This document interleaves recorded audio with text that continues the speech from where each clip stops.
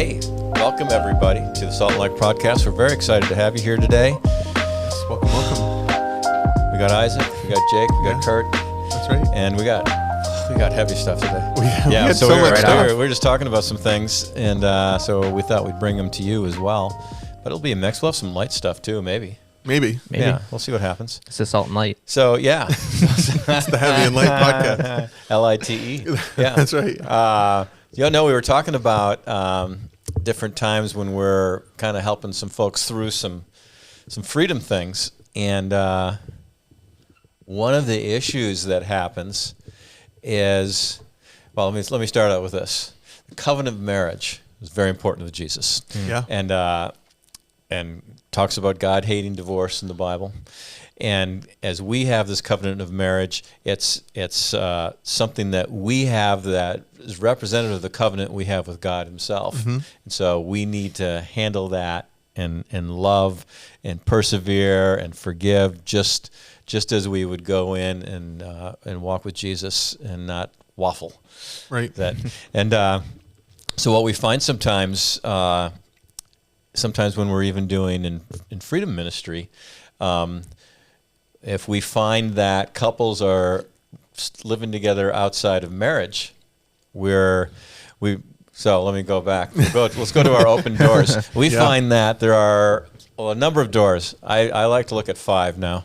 Open doors that opens you up to the influence of the demonic. Okay, can I say that? That's a great way to put it. That's the way I say it. And so those would be addiction. They would be unforgiveness is a huge one. There would be sexual immorality is in there. Which one am I missing now? Occult. Anything in occultish. And also trauma that happens to you that you really had no bearing on. But one of the big things is we'll talk with folks who are living together outside of marriage, expecting to experience freedom in their lives, yet walking in disobedience to God. Yeah. And we just can't have that expectation. No, and I think that's a real, out of a lot of the things that we will share with people or talk through or help lead them through, that is one of the biggest rich young ruler moments, I think, for people, is the living together. Because there's there's like on the one hand, somebody that they love and care about and feel almost obligated to that life with them in that way. And then we say, well, this is what Jesus says about it. And out of all the things people will be willing to give up to pursue Jesus, that seems to be one of the, myself and Jordan included, you know, it was just really something that God convicted us of, and we changed, things, but it's, a really hard one. And in this ministry, we learn the concrete truth about these things, right? We see cause and effect. Mm-hmm. And what's interesting is there's a lot of what we'd call valid worldly examples that people stay together, anywhere from economics to the dogs to this is going to help our relationship because before we're getting married. Well, those are all from the world, and they're not valid by any means because the spirit is so different from the world. And if we're not walking in the Spirit, though, we are going to default to worldly ideals. Yeah. But it just got bad results all the time. It does. And I think for like a lot of people who aren't familiar, when you talk about doors, like a good way to help explain is like door isn't something necessarily walks through or comes in. So when we say that these are open doors, it doesn't mean, this happened in your life or this is what's going on.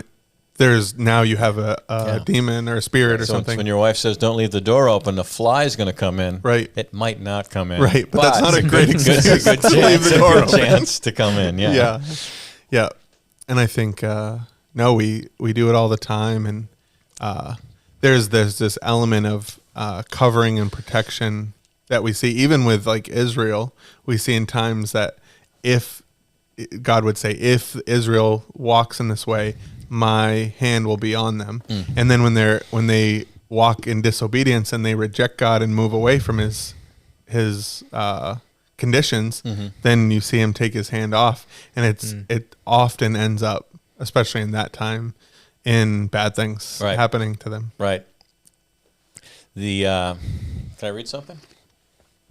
Yes, absolutely. Can I look at our Bible for a moment? Yeah. Love to do that. I've just been looking at this verse that has to do with this. This is in Deuteronomy, and he's talking about the the context is idols and false prophets who might be amongst them, and let me get to this version of the Bible. There we go. So it says. So he says, if a prophet or a dreamer of dreams arises among you and gives you a sign or a wonder, and the sign or the wonder comes true, which he spoke to you, saying, let's follow other gods whom you have not known, and let's serve them, then it's obviously a bad thing. He says, Moses says, you shall not listen to the words of that prophet or dreamer of dreams, for the Lord. So this is interesting, because this speaks to what you just said. For the Lord your God is testing you to find out whether you love the Lord your God with all your heart, with all your soul. Right. So we have these things out in front of us. Now, obviously, this is Old Testament, so but even more so today that we have, as followers of Jesus, discernment, because we have his Spirit living in us. But then he goes on to say this. For the Lord your God, let's see, you shall follow the Lord your God and fear him. You shall keep his commandments, listen to his voice, serve him, and cling to him. And when I read through that, and I think of the word cling, it's so interesting to me. It's what's the little stuff that you get when you're a kid and you throw it at the window and it sticks? It's this kind of like jelly thing. Like slime or some kind of thing silly like that. putty. That's what I think about. I think about sailor's slime. Yeah. Like if I throw it at my arm, it clings to me, and when I look at that, there's no space between the slime and my arm, and so it's like I'm not following God 10 paces back. Yep. I am clinging to him. I am all over the place. And when we do these things that we're talking about, although again from the world standpoint it seems like it's okay, there's a gap, and stuff comes in. Idolatry comes in. And which can be all of those good reasons we come up for things, and they kill you. Yeah. Well, what comes to mind when I think of the word cling, like even as you said it, is like imagine like falling off a roof or something, and you grab hold of the ladder or the edge of the thing. You are clinging, and then there's this effort.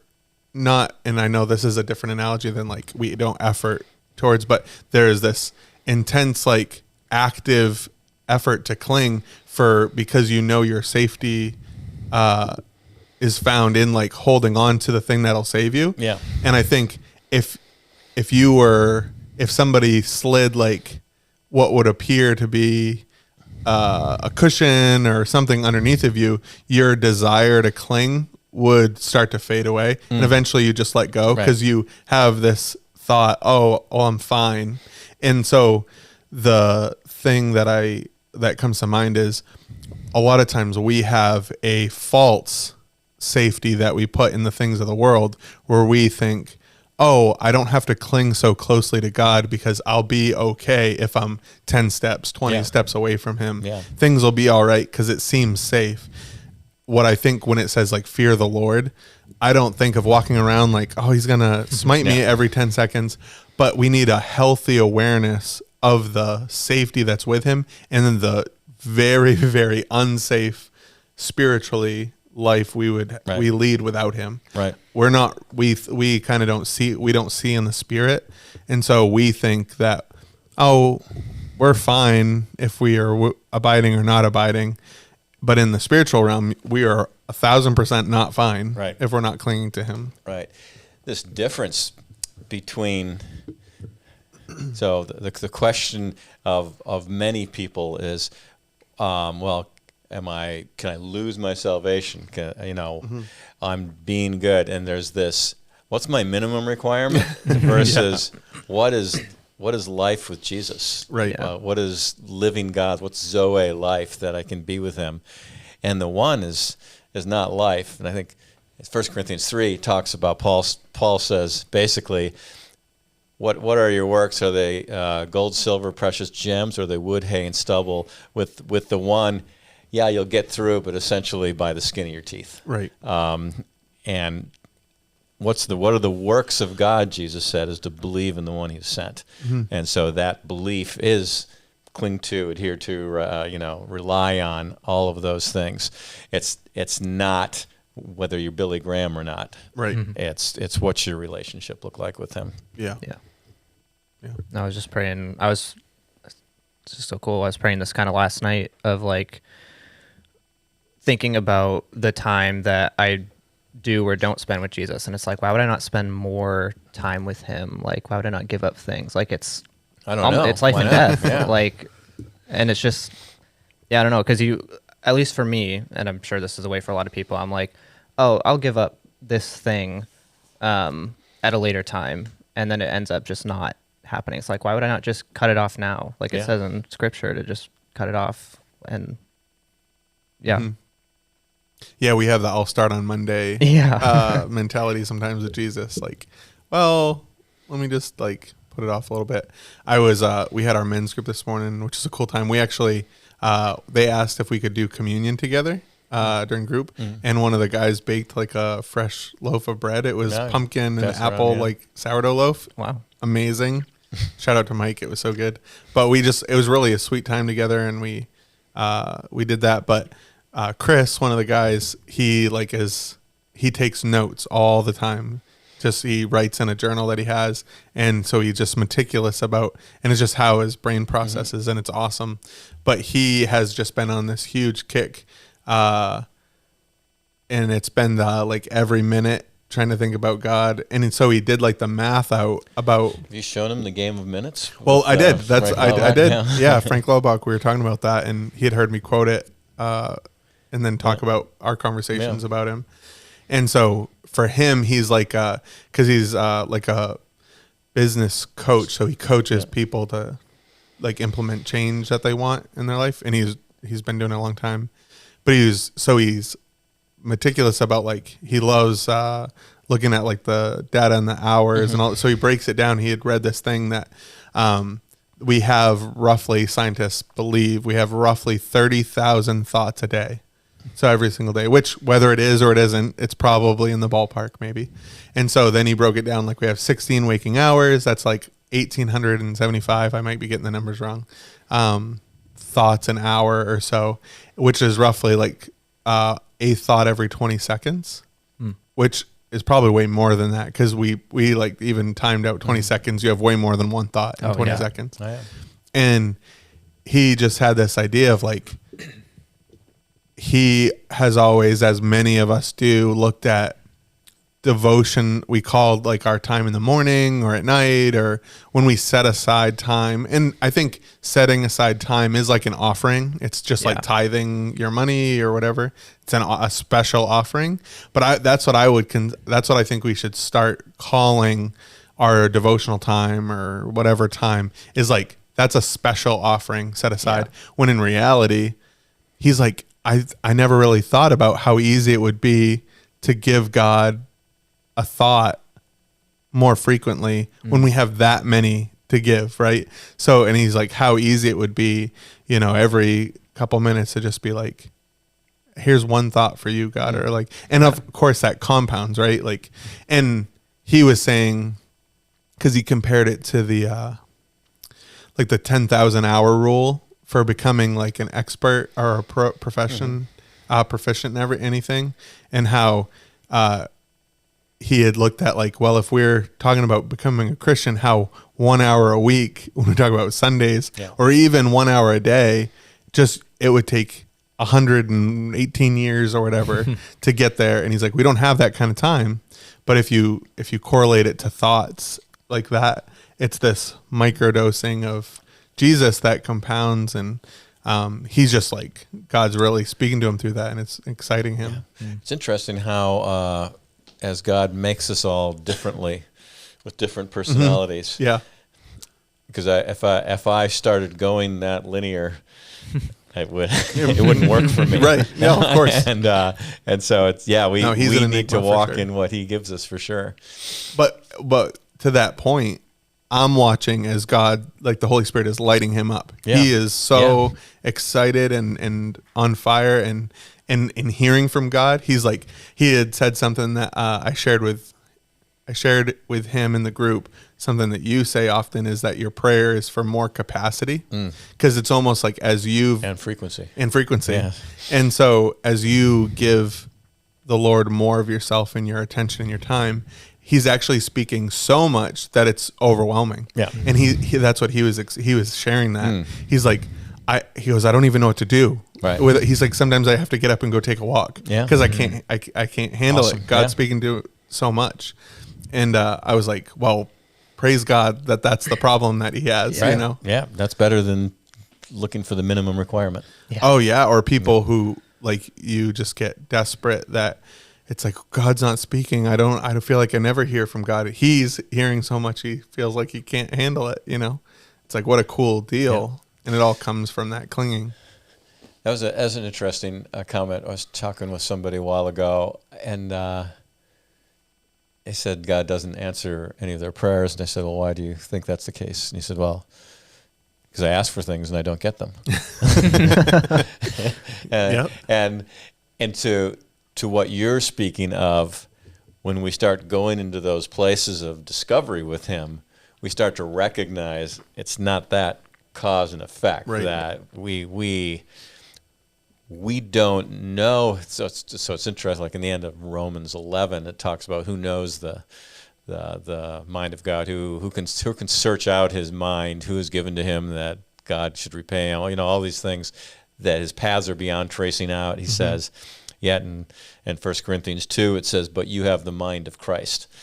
And so on one end, we can't from the outside try to apprehend what's going on, but only in him can we begin to think that way. Yeah. And so when you're talking about Chris, it's that. Right. Unless you're in him, you're not really discovering much. No. And that comes back to the kind of dirty word sometimes of discipline. That, for instance, what he's doing had to take something to start to create momentum as it goes on.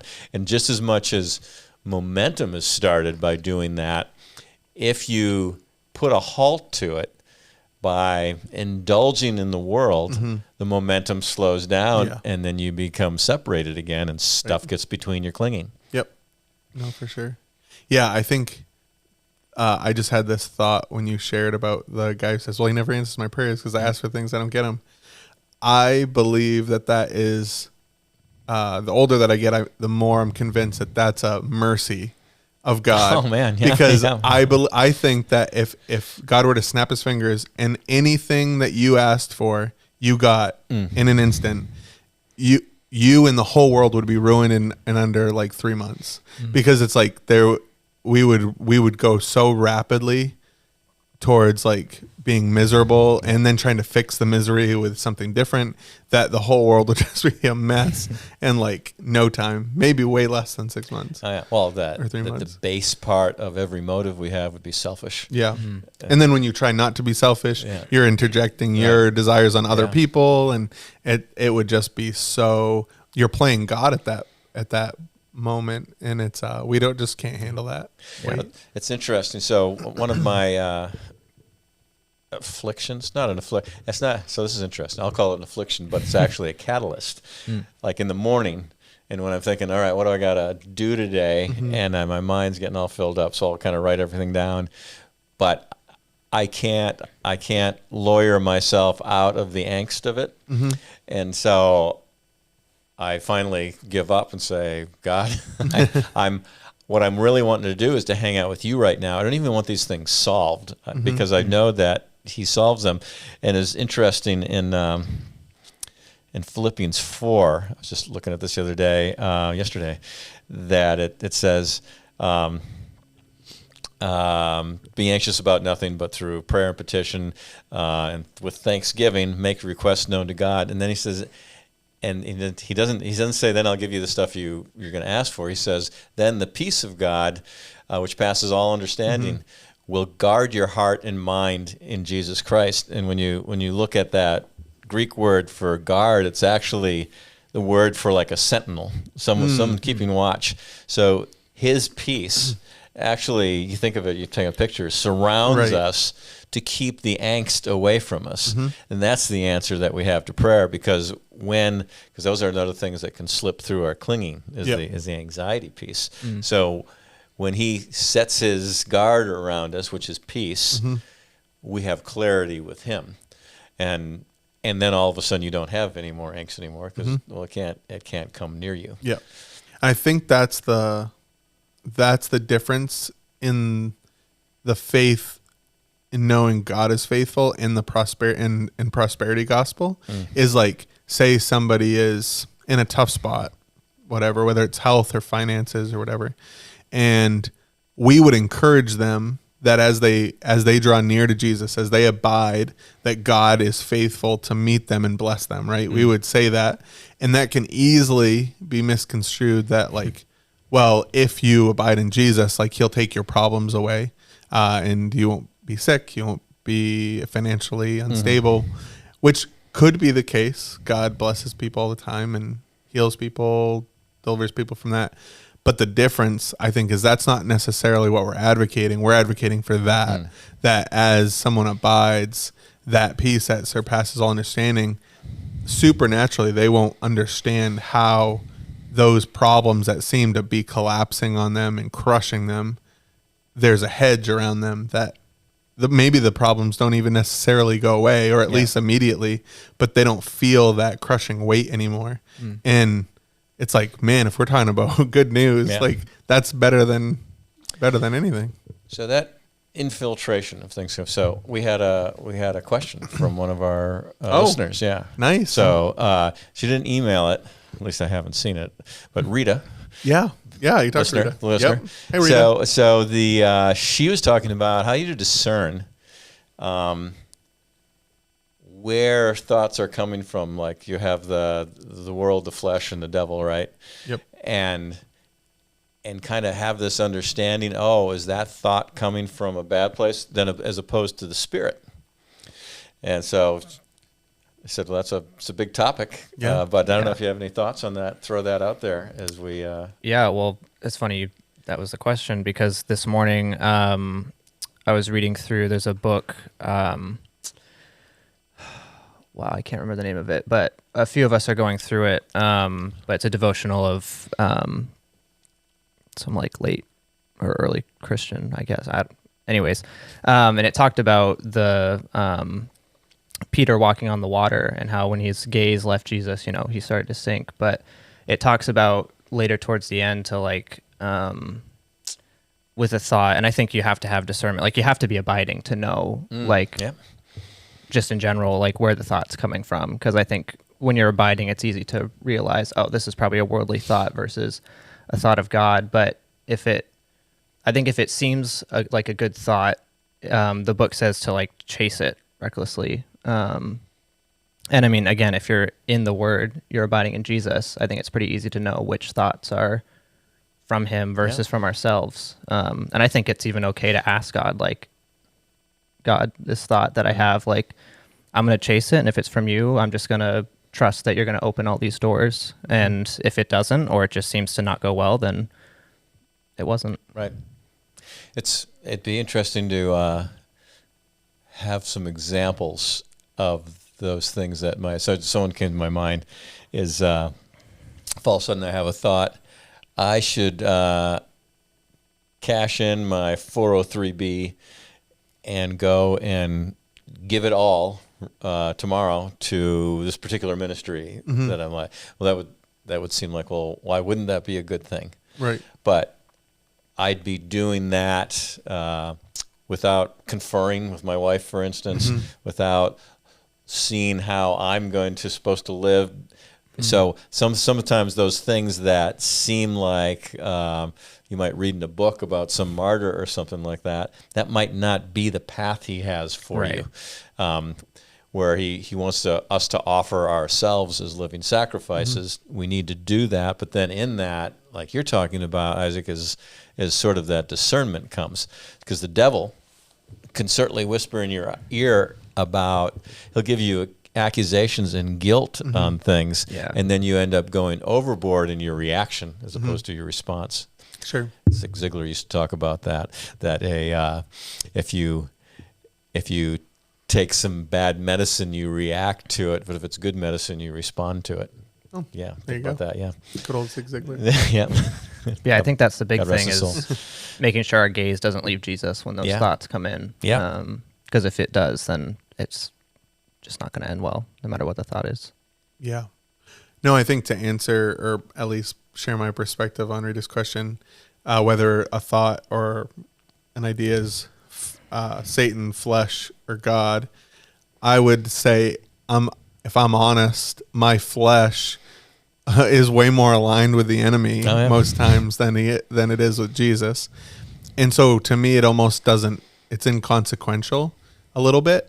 And then from doing like freedom ministry, what I would say is, and maybe correct me if I'm wrong or if I'm off base, I think, but what I found is that the demonic is more of like an amplifier than it is something that brings new things.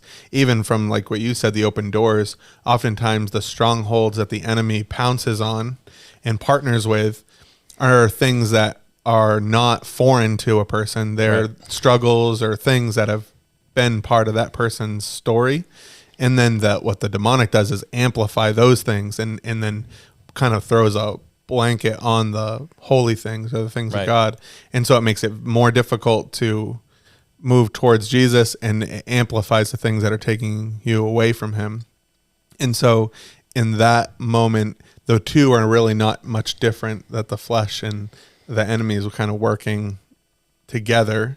And so we want to crucify the flesh, cast out the demons, and then move towards an abiding relationship with Jesus. And so it's So it's a kind of a James 4 thing. Submit to God, resist the devil, and he will flee. So maybe why you put those things together. yeah, in our submission, Yeah. we have resistance. Yep. There you go. There's a scripture to answer it. Yeah. Yeah. But to what both you guys are saying, it's amazing just how, if you're not abiding in Jesus, so that, and as you were describing kind of I don't know if we talked about this last week or not. I think I listened to on Remnant Radio. The whole idea of a stronghold in and of itself is just something that you can deal with, but the enemy sees the stronghold and then he amplifies it like you're talking about. Right. Now it becomes a problem. Right. In that. And when we're abiding in Jesus, that amplification can't happen. And we'll still have lies in our heads, and God will reveal truth, and those will be broken and they'll move away. But and as we're abiding in him, you have far fewer occasions where you're going to be led down the wrong sure. path. Yeah. But with that, it's kind of like I'm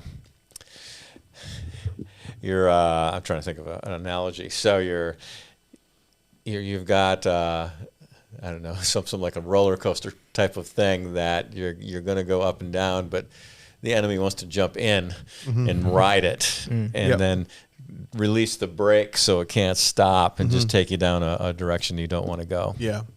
Yeah. I think of the like phrase feeding the beast or feed the beast. Yeah. That and there's even like I remember some pastor or Christian content creator had put a thing about it was talking about like lust and pornography and those things, and he was even the thumbnail was like a guy sitting at his computer, and you can see the light of the Yeah. computer. It's late at night, and then behind him is this giant monster Yeah. that's like over his shoulder, and the monster is like smiling because in and of itself, most of us, if not all of us, have the propensity, if not the active, that our flesh lusts after things and people and things like that. And so what we end up doing is like we want Jesus, so we white knuckle behavior. We've talked about that ad nauseum, but really what is really dangerous is feeding the beast. It's like doing things that are going to make that stronghold stronger. Yeah. And then it gives the enemy all the footholds in the world to continue to work and, Right. and move. Where in reality, I think you talked about like withering, like starving the beast. He'd become so depleted and small that he's much easier to deal with. Right. And it's almost like you don't even pay attention to it anymore because it's like so starved because of what you've chosen to feed yourself. And that's the difference between like, we don't want to have to battle a giant monster. It's like we can starve it and then we can just like ignore it. Right. Which is much better. And then the clever return for the beast, like his interest, right? Where we put money in an interest-bearing account, and we get more money from that. Is as he is helping you to fuel him, even at some point where you stop, he continues to have momentum in the shame and the guilt that you're now carrying for a while, and that's almost gets worse. It's almost a better place for him because it starts getting into your thoughts saying, I am no good now. I can't even approach you, Jesus, because I'm so soiled and dirty. Yeah. And in those thoughts, you're basically saying what you did on the cross was not adequate Right. for me to approach you now. Yeah. And so now through that whole process of feeding that beast, your whole theology is going wrong. Oh, yeah. And you're kind of down this road, and we need the power of the Holy Spirit to rescue us from that place. Yeah. And that's where we really need one another as well. Yeah. That's where we come in handy for somebody else. Yeah, no, absolutely. It makes me think of, and I was thinking whether I'd share it or not because it's not something I want to endorse.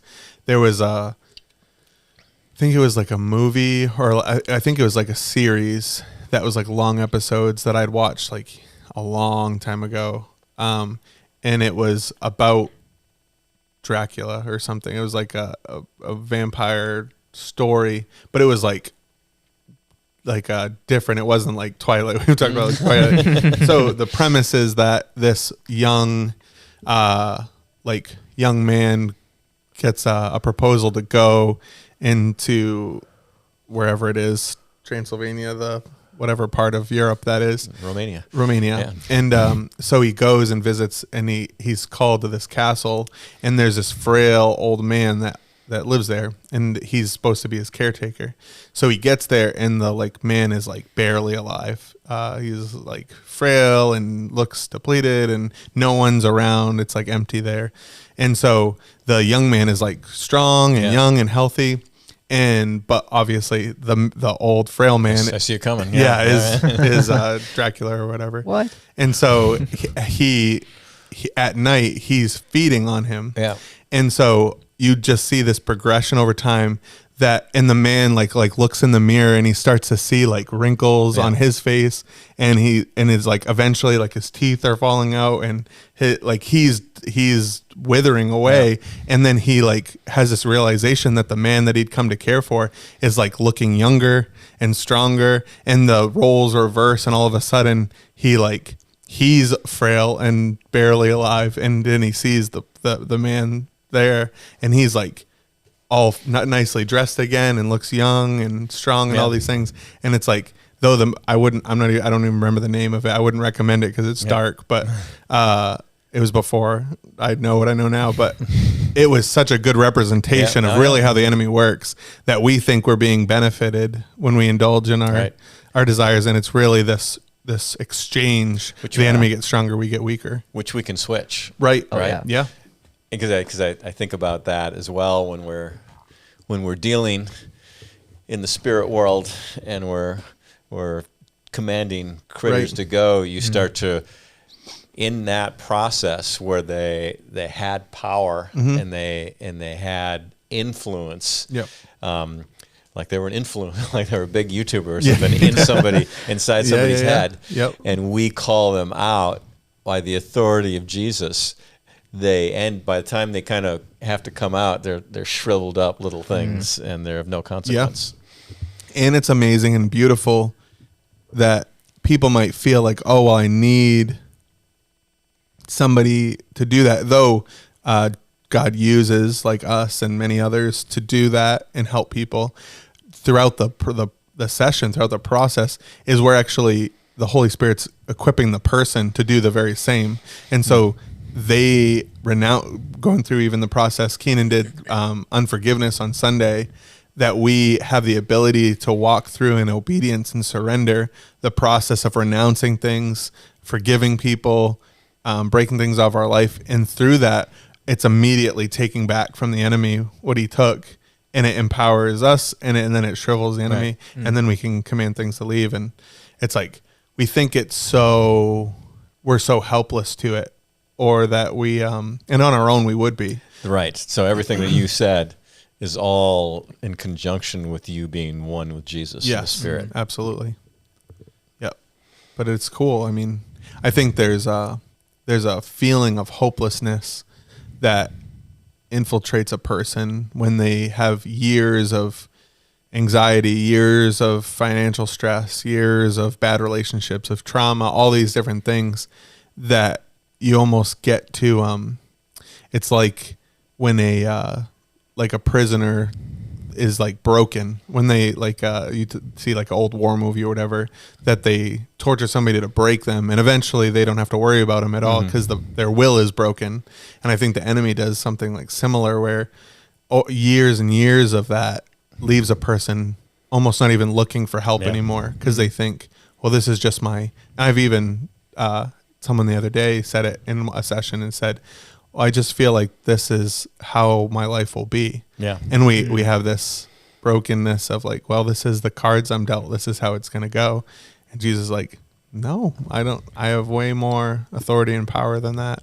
Yeah. So interesting metaphor. And as we're talking about clinging to him, as I was watching some Pavel Tasteline with Andrew Huberman, and I've been looking at a few things on grip strength and how they have a correlation that as that deteriorates, your body, especially as you get older, starts to go. Now, they're not saying it's necessarily a causation, but it's a correlation anyhow. I've heard that. I've read the same thing. And so I've decided, well, I've got like nothing against girls, but I got girl hands and girl wrists, and dainty.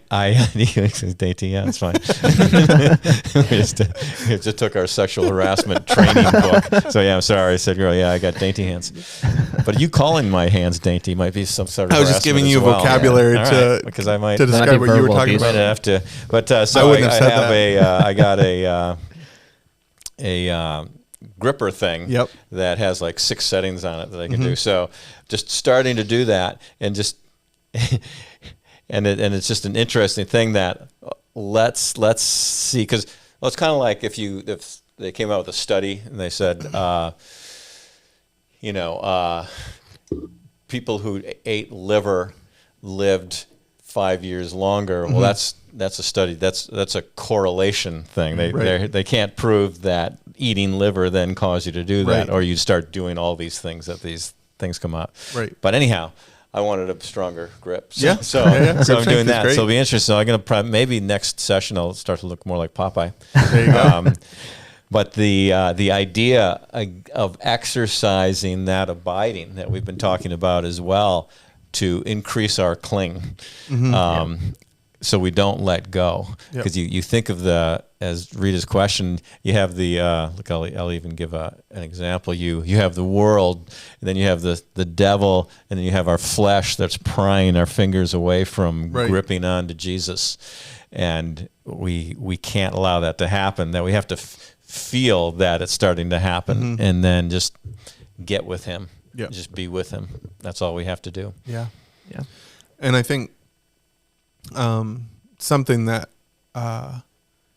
I've just found in so many people, and also myself all the time, is what we do is we have like an end view in mind of where we need to get to, right? So we would like maybe feel defeated and broken, and there's sin patterns in our life and things that we can't give up and all that. And then we like look at like the example of like a Brother Lawrence or someone like that, and we're like, I can't get there. And so what we do is we're paralyzed by the fear that we can't get there. And so we just either let go or we don't fight it to come back. And in reality, God is like, be obedient with where you're at right now. Yeah. And you can make small, like your grip strength. Like Right. you can't build grip strength Right. like overnight. No. So, Yeah. and if you felt like, boy, if I don't have like the world's strongest man's grip by next week, I'm going to fail. You'd never grow Right. anything, but you can say like, I can do a few a day, and over time it's amazing. And so I think Yeah. with Jesus, and we don't want to purposefully like go easy running to him, but there is this idea of that it amplifies, like Chris is experiencing, it amplifies itself. Right. You give him a little attention, and when he meets you there, it just fuels you to Right. to want more and more and more. Yeah, as you talk about the brothers, kind of like I can't get like Popeye by next week, but I can start having spinach in my meals. That's right. and Yep. and likewise, when you look at a Brother Lawrence or something, and he's such a great example because you look at him and you say, wow, he's so surrendered over.